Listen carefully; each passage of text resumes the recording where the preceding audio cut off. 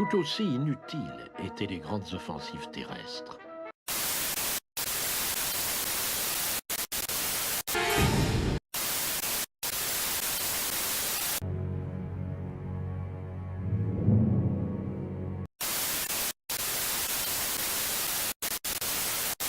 À l'époque, les spéculations vont bon train sur cette zone d'essai, appartenant à l'US Air Force, sorte de forteresse au secret inviolable. Essai d'armement ultra secret, scientifique parmi les plus performants de la planète.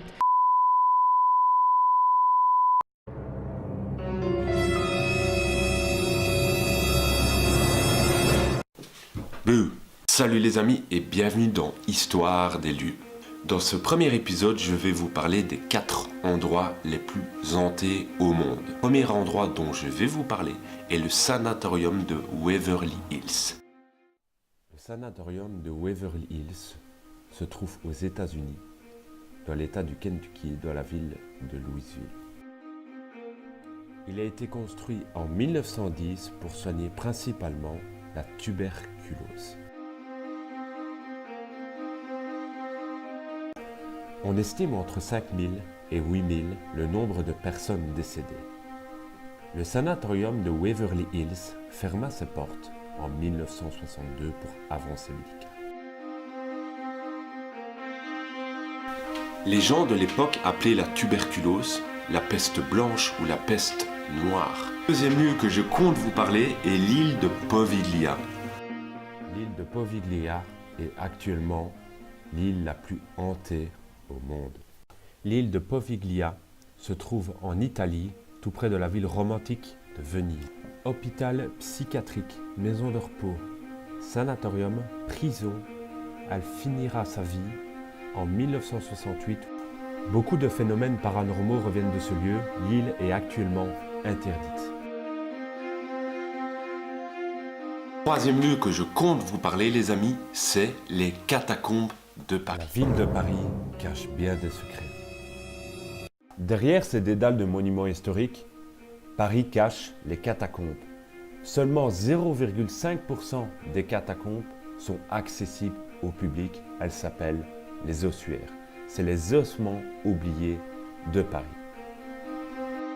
Il y a plus de 6 millions de corps à l'intérieur des ossuaires. Les catacombes de Paris font 300 km de galeries.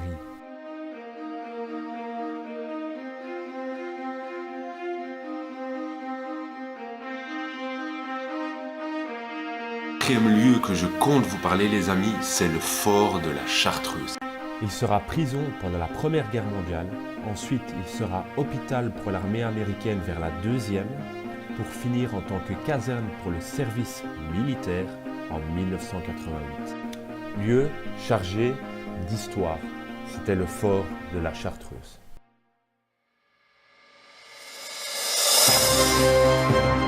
C'était Histoire des lieux. Voilà les amis, j'espère que cette vidéo vous aura plu. En tout cas, j'ai pris beaucoup de plaisir à la réaliser. Bombardez la barre de like, parlez-en autour de vous, partagez cette vidéo.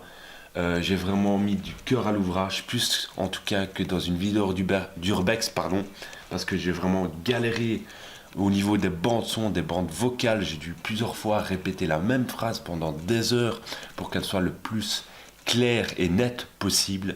La recherche des lieux, l'histoire des endroits, c'était vraiment pas évident parce qu'il y a beaucoup de sites qui racontent beaucoup de choses, mais pas totalement toujours les bons arguments et les bonnes vérités.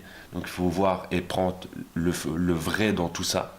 Donc ça a été vraiment beaucoup de travail. J'essaie de résumer l'histoire au plus gros parce que je n'allais pas vous faire un roman non plus, mais j'essaie quand même de vous expliquer le plus clairement et en résumé l'histoire du lieu. J'espère que cette vidéo vous aura plu et on se retrouve à très vite parce que demain je vais visiter un lieu d'urbex exceptionnel. J'espère pouvoir rentrer. Normalement ça va être possible et donc une vidéo d'urbex devrait bientôt, prochainement sortir. On se retrouve à très vite les amis, c'était Histoire des lieux. Salut!